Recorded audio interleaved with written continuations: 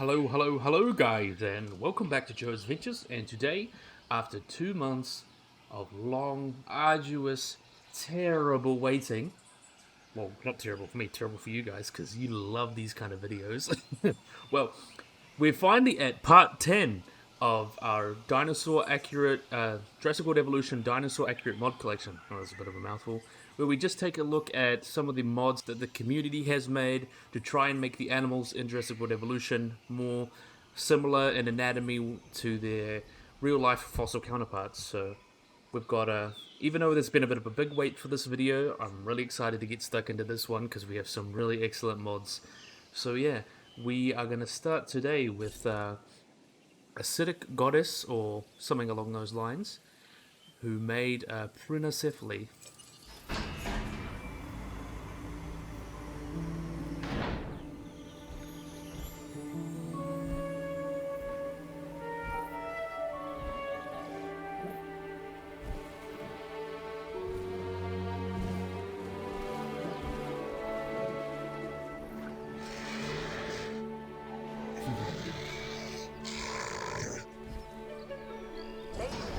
No, ain't this little girl a cutie? So let's go into Shift C, have a look at our animal here. We can see here, have a look here. It's got that very charismatic dome piece of Prenocephale. So Prenocephale is a Pachycephalosaurus, as you could sort of tell, from the late Cretaceous of Mongolia, and was similar to Homocephale, which is already in game.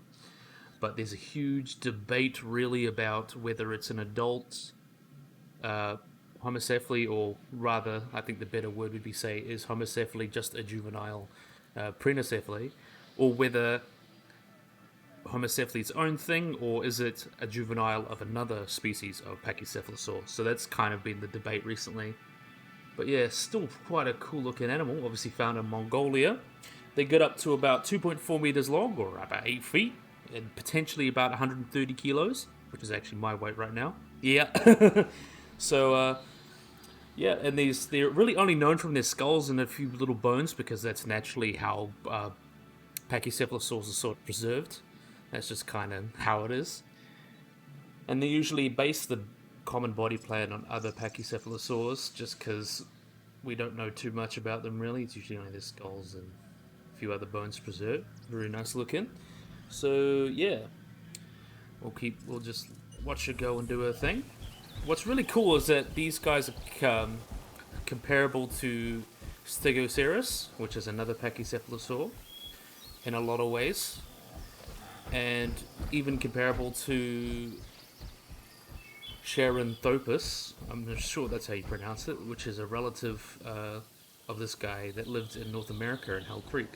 So that's pretty cool to see a little variation there. So there's, yeah, very feisty debate about its Homocephale's validity and whether it's inside Prenocephale. But yeah, I really like how this mod came out. I'm really liking this red head that we got here. Let's just get the UI. This really red head that we've got here, along with these darker spots and this counter shading they've got going on. We'll just watch her have a feed, and then we'll get on to the next animal. I want to see her run. Look at that. Isn't she a beauty? We'll watch her come and do a thing. So this replaces the Dracorex, which is obviously, I think, well, probably the best choice, because it's pretty clear that it's a growth series. It's an individual of a Pachycephalosaurus species. So that's pretty cool.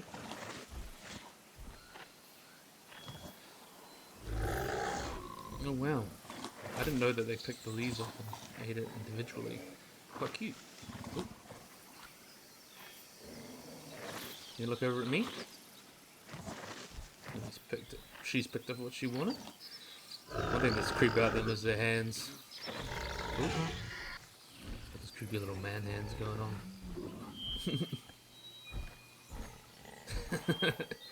So, yeah, quite a cute little gal. So now we'll be moving on to the next animal. We're getting into some sauropods now. We have got, this replaces Nigersaurus, of course. This is by Echo Green. We have got, drum roll,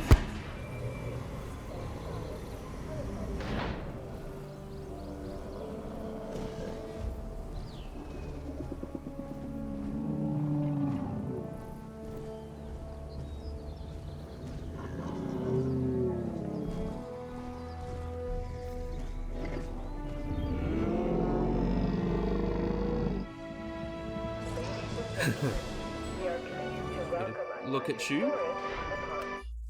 We'll just watch. We'll go normal. Let's get rid of the UI. So we can see here this is Amagasaurus.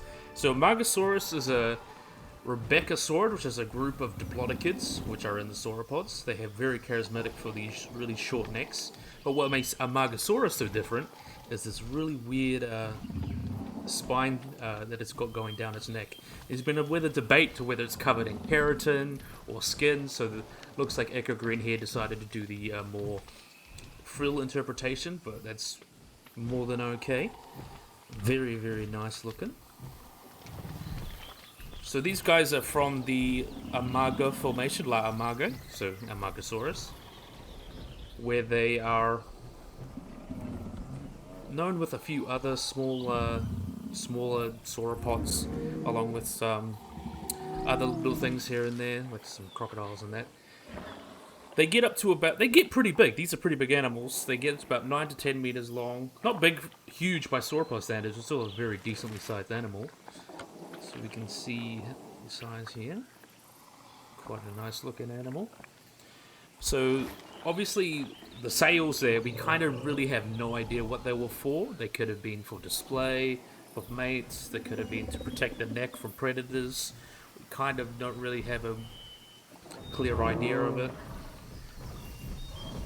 But there's one creature that's Rebbachisauris, which is kind of like the opposite. Instead of having its sail face backwards or its spine face backwards, it kind of sticks forwards, so it kind of goes like that.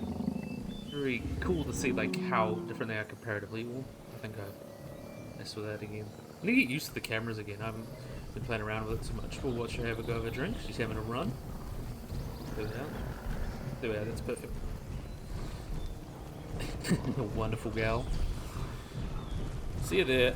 Obviously, like other herbivores, quite big. Margasaurus, I think, was the other relative. I'm not sure how to pronounce that one. It's pretty damn cool.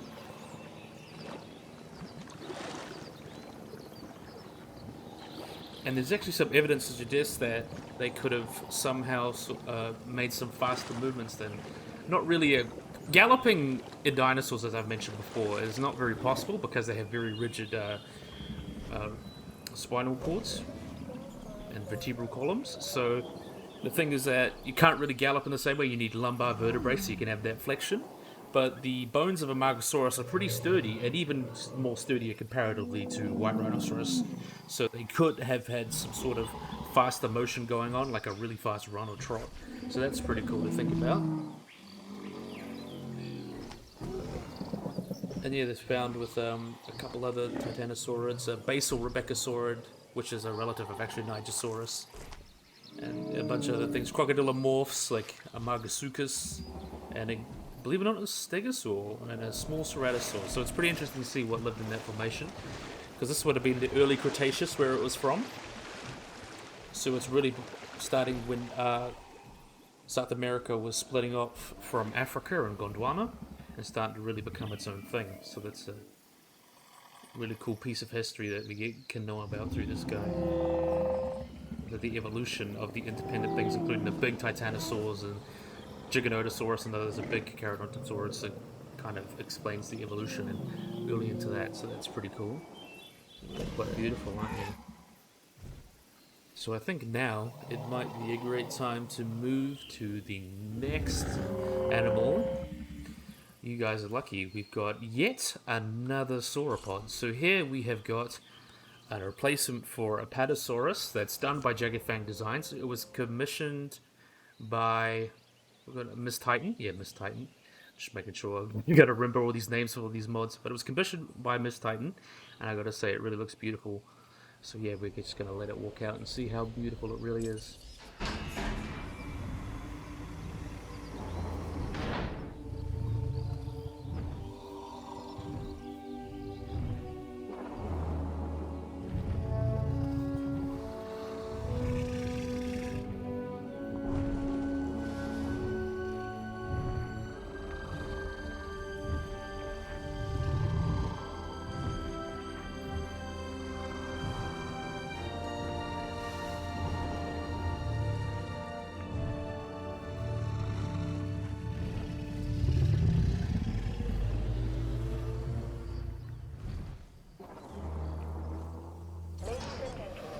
So this particular individual here is...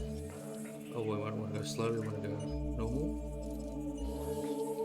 This is Apatosaurus Louisiana. You can tell because Ajax is a lot lankier, so to speak. Louisiana is kind of a lot more compact, especially in the body. Very wonderful looking model here. I didn't use the default skin because Miss Titan commissioned the quite blue skin, which I think is fine. I just thought it'd be a bit more fitting because blue is a very unlikely color because it requires a lot of special adaptations for animals to be able to be blue. So here I decided to show off the step pattern, which shows off this really nice green, which I personally really like. And this blue tail is a nice touch too, and I really like the design they went with here, especially with these spots, these wonderful details.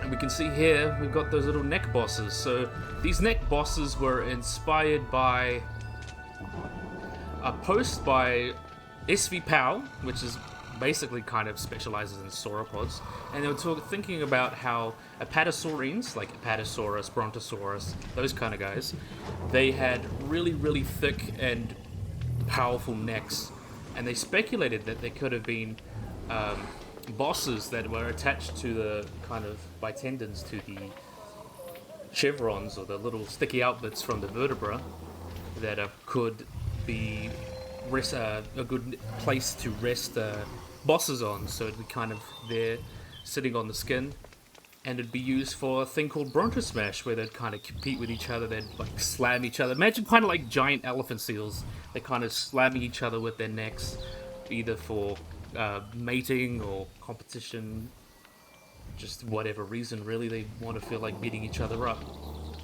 But yeah, the thing is that it's probably not that likely, considering it wouldn't probably be, there's no osteological correlates where you see a rugose texture if it was really connected to the bone, but it's probably more likely if it was just more a boss free floating in the skin, like an osteoderm. So that's probably a more likely interpretation. But yeah, it's really nice to see a really good Apatosaurus here. We can see we've got a nice wonderful head. So we've got the little sauropod beak going on. So that wouldn't have been a true beak, it would have been like cornified skin. So it's a really interesting thing that we know about sauropod anatomy, that they had this kind of pseudo beak going on. True beaks would not have teeth, but sauropods, of course, as we know, have teeth. So it's kind of just like a hardened lip. That's the best way to describe it. And we can see the nose here. Let's see if we can pause it so we can get a good look. So yeah, you can see the detail in here. We can see the kind of hard lip or pseudo beak, what we just call the pseudo beak, and the nostrils in the right place. And then we can see the toes are correct. So look, we've got the no claws, we've got a little thumb claw there, and the back legs are going to be just as good. See, look, wonderful. Adapted like turtles to dig nests, and we've got this really long spindly tail, which would have been used potentially as a whip. There's some really new science that have been gone into sauropods recently. Apparently the sacral vertebrae, which is the one right behind the hip, was actually tilted a little bit more, so apatosaurines would kind of have a body like that rather than flat like this, and people would go like at a 15-degree angle, so not too different from we're now. But of course with the rigs you can't really edit that, but it's still really cool to see. So watch him have a drink. I like to call it him because he's bright and colourful. And we'll grab another skin. I just thought we'll show off the other skin, which is a little bit more plain. And we'll just have a look at this wonderful. Watch him have a drink. Watch him have a drink.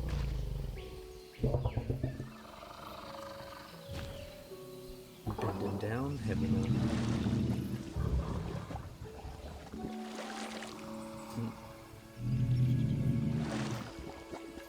I'm just really like this. I like the spots. I think the spots fit really well, especially since there's been like a speculation where apatosaurians probably lived in more forest environments, so that's why they were more robust. Because if you look at animals today, like forest buffalo and forest elephants, they tend to be more compact than their open area relatives, like the Cape buffalo and the African bush elephant. So it's kind of a cool little speculative thing. So it really helps fit with that environment, kind of break out their outline. So that's quite nice. And then I think once he's finished drinking, we'll go grab the other female to have a quick look at, and then we'll have a look at them both feeding, hopefully. Look at that. Lift your head up. You should be proud of yourself. That's really cool. One really cool thing is that this posture is actually pretty damn accurate. We believe that most sauropods, as I mentioned before, would have held their necks at a 45-degree angle, like that. So that's pretty spot on. So now we'll be grabbing the next one. So yeah, these guys are obviously found in the Morrison Formation, with a lot of other sauropods like Brachiosaurus, Diplodocus, Camarasaurus, and other animals like Stegosaurus, Allosaurus, Torvosaurus. A lot of these guys. Just thought I'd tell that because we've already seen this animation. And just look at this. This skin, I like to.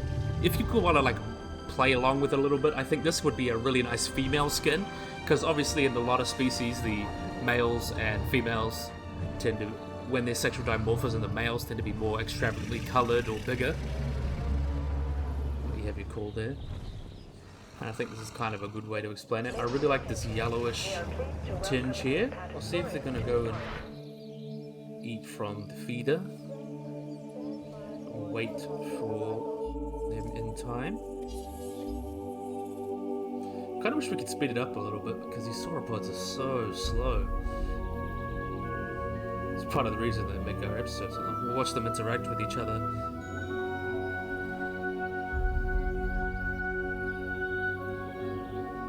Except they're going to have a little bit of a social circle thing.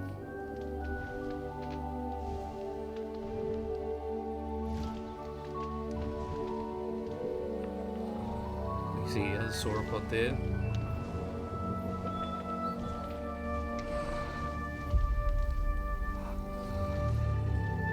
So then they call out each other.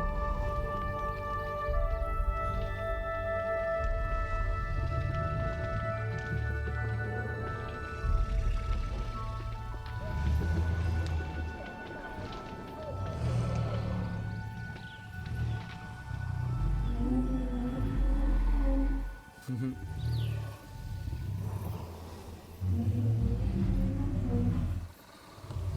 guys happy? Okay, so now that the herding, this will give us a good opportunity to introduce our next animal. This is yet another sauropod, yet again by Jagged Fang Designs, and this is replacing Margasaurus. We'll have a quick look and see what it is.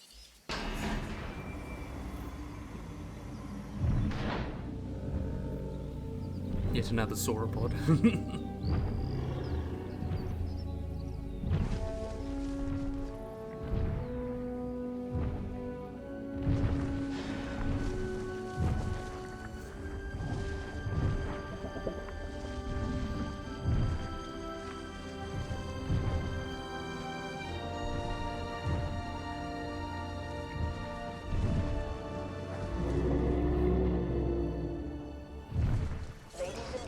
Okay, so this is Omisaurus.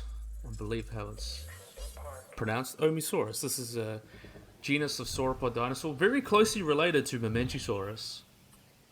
You can tell that because it's got a very long neck. Very, very long. That was discovered in China from the Middle Jurassic, so it's a little bit earlier, I believe, than the Margasaurus.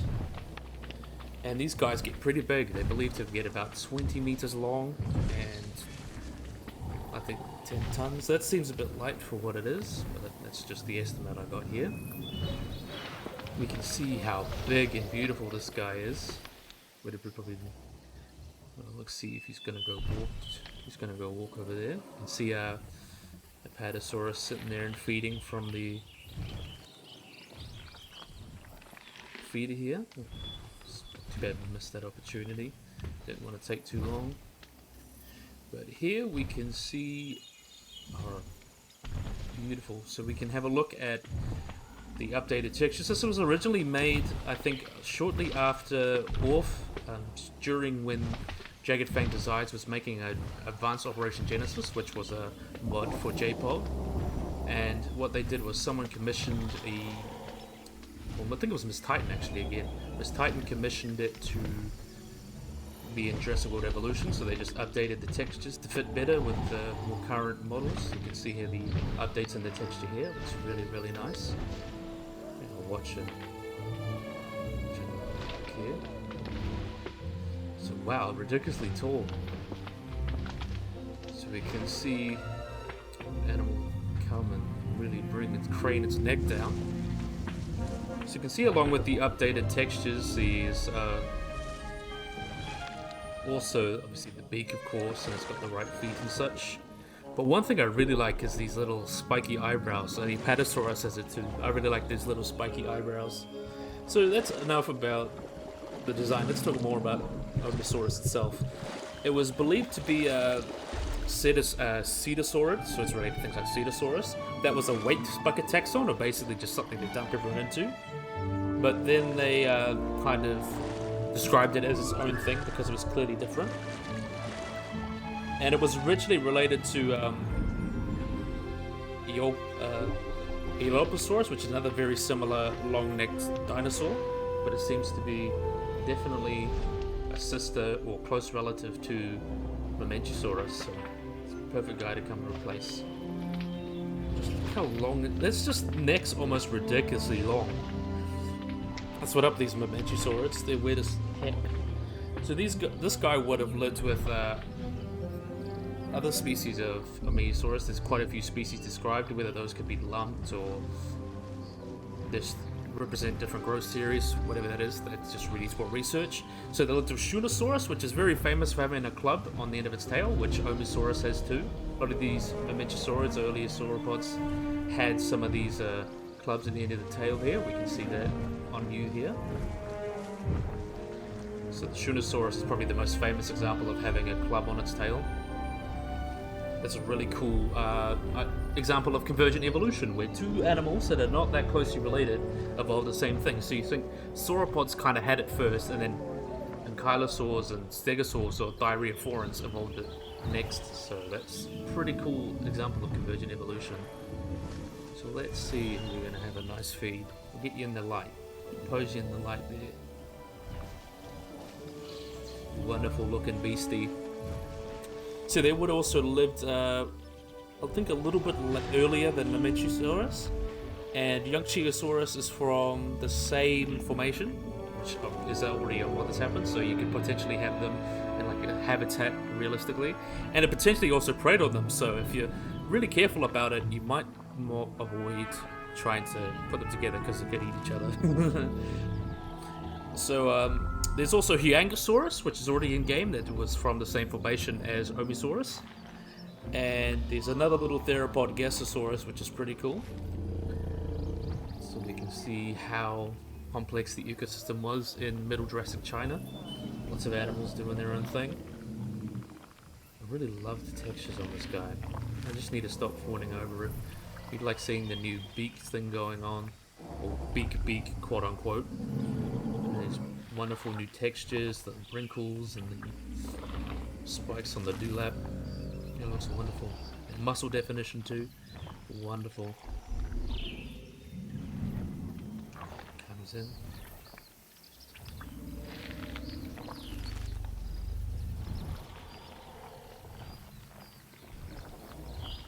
So once this guy's done, we would have done all our herbivores. And then we can move on to the naughty carnivores that like to chomp on everyone. So looks like we're done. Yep. So now we're going to be moving on to the carnivores here. So first we're going to be starting off with Dimetrodon Spinosaurus.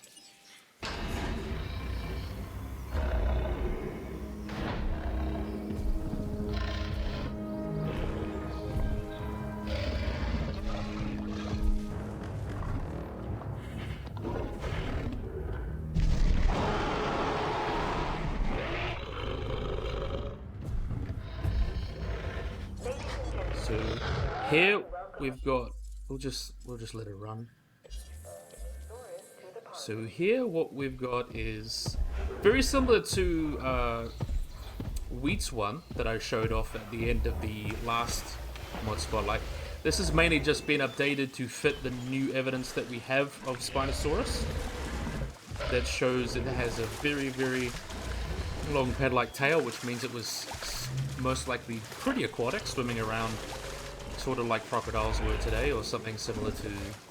It was very adapted for living in water habitats. Probably a pretty good swimmer too. We can see some of the changes here, obviously with the big tail and sail, just made to better fit more the Abraham interpretation of it. There's the big lovable guy having a feed here. So I don't want to spend too much time on this one because I've already covered this one and a couple other Spinosaurus ones. I just wanted to point out the update here. Really cool to see how different our interpretation is now and how much science can change so quickly just based on new evidence. That's pretty cool. So now we're going to have a look at the next one. We have, this is not Allosaurus. I will just open it up and you guys will see.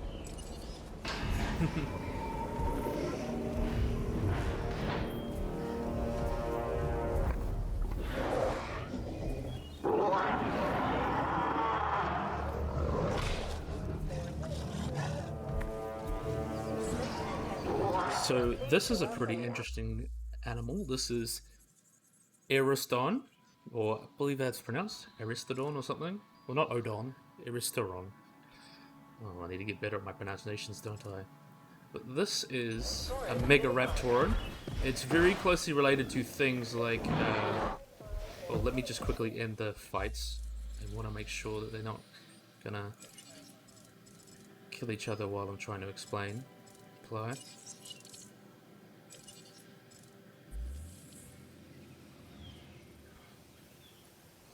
So let's go back into that.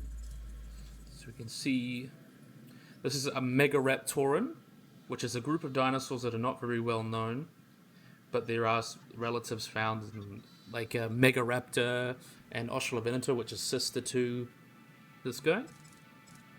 We'll just have a slow. So they're very famous for having these very, very big front claws here, which they're able to semi-pronate. So those pronate means they can kind of move their wrists, kind of, you know, like a rabbit. You know, people when they do dinosaur, they go rah rah rah, kind of like that, or like the Jurassic Park velociraptors. They weren't constantly clapping, so they were able to semi-do that because they used them in hunting. They would kind of use their arms to grapple prey. Just have a look at this normally. So yeah, this guy's very interesting. It was found in the late Cretaceous of Argentina and discovered in 1996. So this guy would have lived during the Centonian age, which is about 84 million years ago. And what makes this guy really interesting is that its name, ear bones. That's literal translation from Latin. And what makes this guy cool is that it was like some of the first evidence they show that dinosaurs had respiration very similar to that of birds, where they have multiple air sacs around their lungs and it's kind of just constantly pumping oxygen. So it's very possible that they could have used this, because birds, having that adaptation, are able to survive in low oxygen conditions, like flying high in the atmosphere, because of these extend more area to absorb oxygen in. So it's very possible that dinosaurs could have used this to either better regulate their body temperatures or to collect more oxygen when they're running. That's pretty cool. And sauropods use them in a very interesting way. They kind of use them to make them their bones as light as possible, so they could get as big as possible. So their necks, some sauropods have necks that are like 90% air almost, just so they can like really have a long, light neck that they don't have to worry too much about muscle to move it, so it doesn't have to be big and heavy, which is really cool. So Aesodon is a pretty cool animal.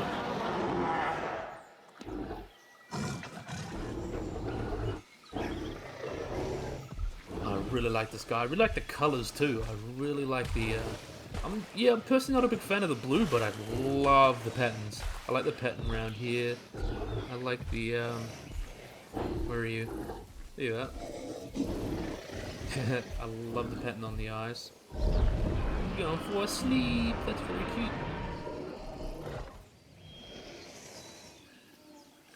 Very, very cute, having a sleep. So I think we'll move on to the next animal. We have got yet another jagged fang design. I bet you're going to be sick of hearing their names. We have got... This replaces Apatosaurus, but it's not Apatosaurus.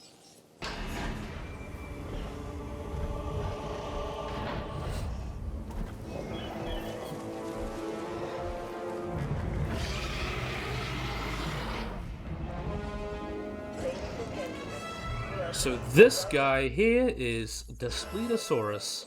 So Daspletosaurus is quite a famous Tyrannosaurid dinosaur that lived about 77 to 74 million years ago in the late Cretaceous, a little bit before T-Rex came along. They're biting each other. He's going to go for a feed. I don't watch him have a feed in a drink. So yeah, they contain two species. This one is torosus, and the other one that was described recently was horneri, and is found only in Montana. This guy's found in Alberta. And they are very big. They potentially got up to 2 to 3 tons. There's most estimates put them around, kind of the midway is about 1.8 to 2 tons. There's some estimates that put them to up to 3 tons, really depending. So these guys are very closely related to more recent tyrannosaurids like Tyrannosaurus rex, and they had that very similar build, a bit bulkier and bulky and more powerful versus something more lithe like Albertosaurus, which actually lived in the same ecosystem. So these guys would have lived, well, not the same ecosystem itself, but very something simpler. So there was an apex predator at the top of the food chain that lived with animals like Centrosaurus, Apatosaurus, which is a hadrosaur, and it coexisted with Gorgosaurus. And there's some evidence suggests that they would have niche partitioned, which means they would have gone after different foods. So it's possible that these guys kind of went after, one of them would have probably gone after like hadrosaurs. I'll just check that right now. Potential one could have gone, potentially the Spinosaurus could have gone for hadrosaurs, or Gorgosaurus might have gone for ceratopsians. Where did he go?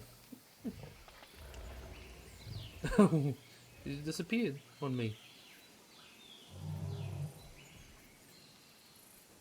I need to go find him again. There we are. So it's very possible that they could have niche partitioned, similar to like jaguars, not jaguars, I'll say lions and leopards in Africa today, because there's a lot of choice, and niche partitioning is very important for animals that are kind of big animals that need to specialize. They need to specialize so they don't compete with each other, and but there is a lot of overlap with some species. It isn't like a hard and fast rule like a lot of people say. Just as long as they're generally eating different things, they are able to coexist in the same ecosystem.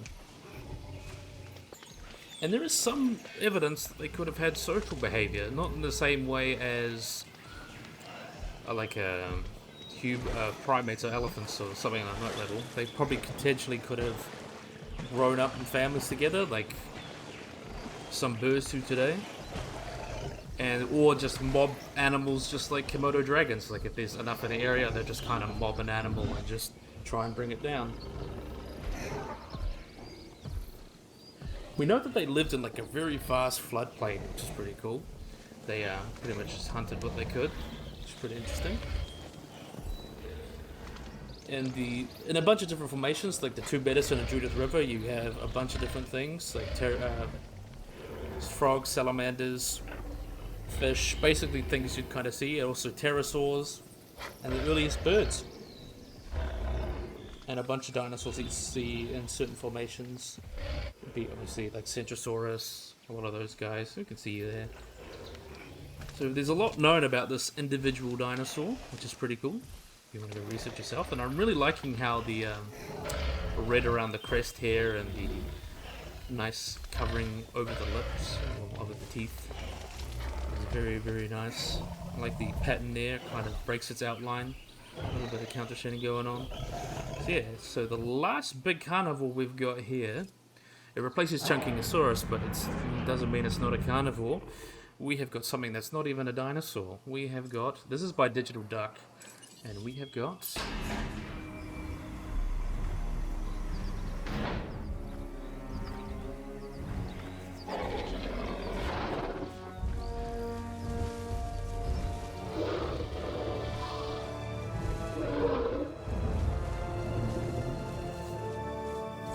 so this is Dimetrodon. This was a mod that I've been waiting for a while. This was originally made for someone who had a deal. I don't want to get into the issues and drama about it, but it's finally been released now. we can see here, it's wonderful. So there's two kind of skins or patterns. There's this one here that's based off the Walking with Monsters Dimetrodon, and another one that's more of an original pattern by Digital Duck. We're gonna have a wonderful drink here. So Dimetrodon is a non-mammalian synapsid, or incorrectly termed, you could say, mammal-like reptile, which lived in the early Permian, between 295 and 272 million years ago. Split into quite a few different species that lived across America and one that lived in Germany. So they're often mistaken for a dinosaur, but they're not. As I said, they're synapsids, which means they have one hole in their skull, and they're actually more closely related to animals like us, rather than... Oh, there we went. They're more closely related to us and mammals rather than dinosaurs, which is a pretty cool fact, even though they kind of don't look it. But you can see the evidence there with obviously being the one hole, and they have many different types of teeth in their jaw, kind of like us mammals do. So they're very, very interesting. We don't know what this big sail was for. We believe it could be for thermoregulation or some form of display. But there's been some recent evidence to suggest it wasn't all fully covered in skin and leave these kind of spiky little bits sticking out just to make it look, which looks very visually interesting, but it kind of probably would help with mobility as well. We're not sure what the sail was for. Let's see it come in here. I believe we're going to come in for a feed. You really like running around today, do you? Kind of hard to get a good look at you when you're running around in the jungle when I can't see you. You should be coming out for a feed now. Hopefully. Oh, that's a nice shot. I really like that. See, these guys would have been pretty much the top predators of the ecosystem. Basically the tiger of the Permian. They would have preyed on things like early reptiles like Spinosaurus, Apatosaurus, some big weird amphibians, a lot of other relatives. It was a really weird time, the Permian. You should do your research on the Paleozoic. It's full of really weird, wacky creatures. It kind of, especially the Permian. The Permian was kind of like the first vertebrate-dominated ecosystem, and it was kind of nature just kind of figured itself out how to survive in these ecosystems on land, which is pretty interesting. So yeah, they get pretty big. There's some that have been between 1.7 and 4.6 meters long, and the biggest estimates have been about 250 kilos. The largest known species is about 4 meters, and the smallest is about 60 centimeters, even though a lot of these species could potentially just be ontogenetic series, or maybe potentially even different genuses entirely. That's something that's... A lot of these taxa are very old and could use with being revised. As with a lot of things. So yeah, this was described by Cope in like the 1870s, so we've known about this guy for a very long time. I'm really excited to see that this guy's finally game. It fits pretty well, especially with the other species here. Good replacement for Chunkingosaurus.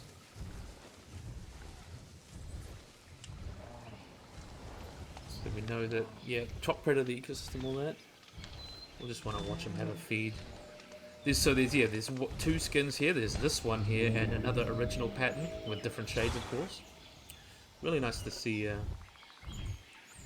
Who didn't enjoy Walking with Monsters? Because Walking with Monsters was so interesting.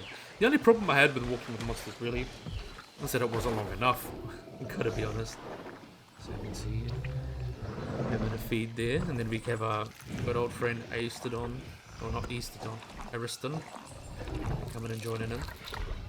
So yeah, so now we've got our lucky last. This was, I've been teasing about this commission I've done, but we have got our last animal here. This is the one I commissioned. Here we've got potentially the most accurate dinosaur in Jurassic World evolution. We have got Boreal Pelter.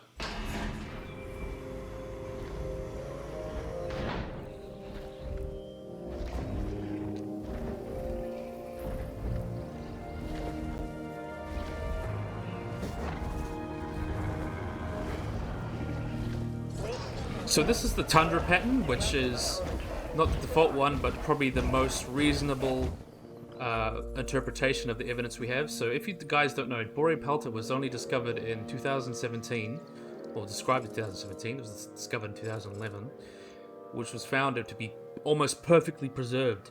You can see this is actually based a lot on the real fossil. You can see pretty much spot on. All the osteoderms are pretty much spot on where the fossil remains and the skull and everything. And it's so well preserved, we know its color. We know that it had this sort of counter shading here with this reddish at the top and more lightened up when it got to its belly. So the thing is with this counter shading is that it would show that it was probably trying to break out its outline from predators. And the thing is, this animal was pretty big. It was nearly 1.5 tons, so there's got to be some big predators preying on you to worry about counter shading, especially when you're big and spiky like this.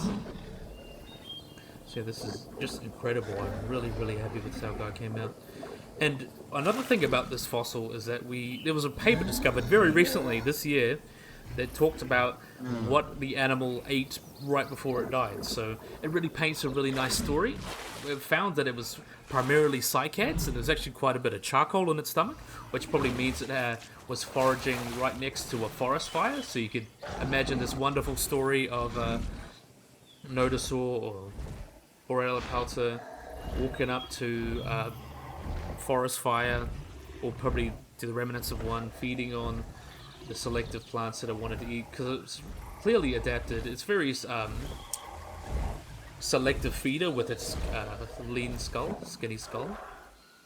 So that means it kind of was very selective with what it's eating versus something like Ankylosaurus, which has a wide mouth that just kind of taken whatever. It's more of a grazer.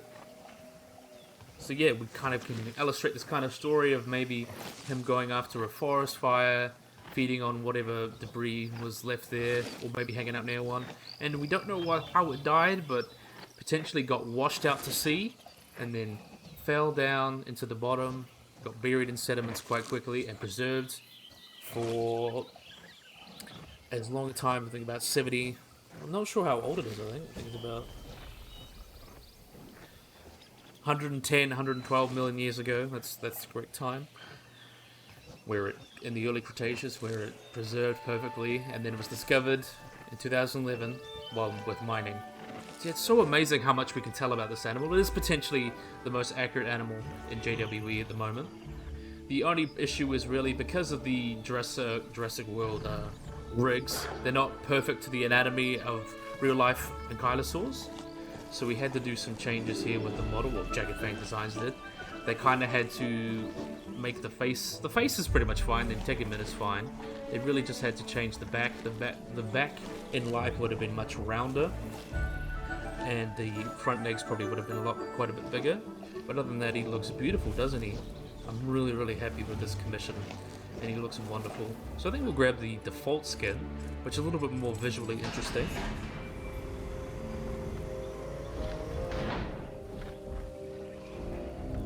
This one was based a little bit more on Julius Titone's more creative patterns.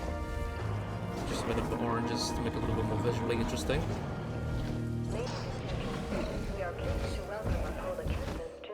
So we can see, we can compare it even to the original Nodosaur. So we'll see if we can get a good comparison here.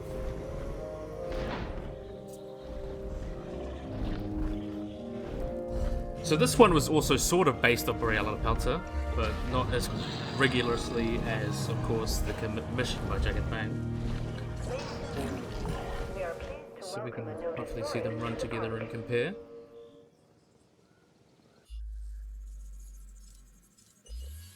Oh, go normal. So we can compare them here. We can see the quality difference and the I'm really just loving this Borealopelta. It has to be, I don't really have favorite dinosaurs, but just the fact that this so well known just makes it so interesting to me. Like, I think we have an animal that's over 100 million years old, and we know what it ate, we know its color, we pretty much have, the fossil itself is pretty much just a mummified copy of this animal, which is just so interesting to me. It's really cool to see them finally. really want to see these guys. You can see the difference. I want to see these guys drink, and then we can potentially end the video. So yeah, I'm really happy. I really want to thank Jagged Fang Designs for taking the time to do this commission for me. It was really fun working with you guys, and hopefully in the future I might be able to do some more stuff. So yeah, I'm really happy to see these Borealopelta, this wonderful animal, finally brought to life in Jurassic World Evolution. Because I feel like it really got shafted, especially with the Nodosaurus. I didn't get the name right. I'm going to be honest, that model looks kind of ugly. So it's really nice to finally see him in game. And I think it's really cool to show this animal now. We'll have a quick look. I really like the skull. Borealopelta had a very thin skull like that. Very big beak, designed for slicing ferns and stuff like that, as we know from the stomach contents of the fossil. But yeah, really fun. So yeah, I think this is a good place to end the video. So I really hope you guys enjoyed this video, and I hope you guys like and subscribe. So I know this one took a while, but we're going to be seeing more soon. There's a couple mods coming up that I'm really excited to show you guys. It won't be part of the mod collection, accurate mod collection, but it'll be, I make it its own like sort of series. I might put 2 or 3 or maybe 4 different episodes. So I'm really excited to see how that goes. So yeah, hope you guys enjoy this. Hope you guys like and subscribe, and bye bye.